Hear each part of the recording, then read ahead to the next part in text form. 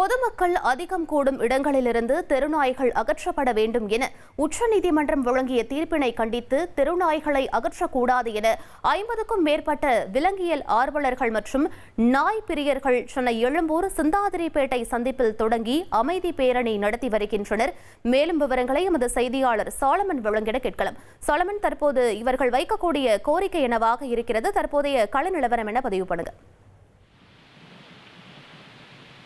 நாய்க்கடி பிரச்சனையானது நாடு முழுவதும் பெரும் அதிர்வலையை ஏற்படுத்தியிருக்கக்கூடிய நிலையில தினந்தோறும் நாய்க்கடி உள்ளிட்ட பல்வேறு காரணங்கள் காரணமாக செய்திகளும் வெளிவந்து இருக்கின்றது. இந்த நிலையில உச்சநீதிமன்றம் சமீபத்துல ஒரு தீர்ப்பினை ஒன்று வழங்கியது. குறிப்பாக அரசு அலுவலகங்கள் மற்றும் பொதுமக்கள் அதிகம் கூடும் இடங்கள்ல இந்த நாய்களை உடனடியாக அகற்றப்பட வேண்டும் என அந்த உச்சநீதிமன்றம் ஒரு உத்தரவானதை பிறப்பித்திருந்தது.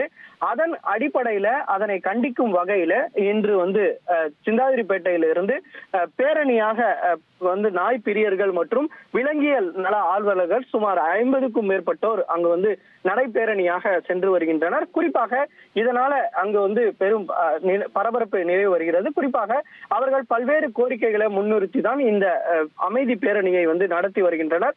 அதாவது உடனடியாக நாய்களை அகற்றக்கூடாது எனவும் அவர்களுக்கு அந்த பிரத்யேகமாக தனி இடத்தை வழங்க வேண்டும் எனவும் உள்ளிட்ட பல்வேறு கோரிக்கைகளை வலியுறுத்தி இவர்கள் பேரணியாக நடந்து வருகின்றனர்.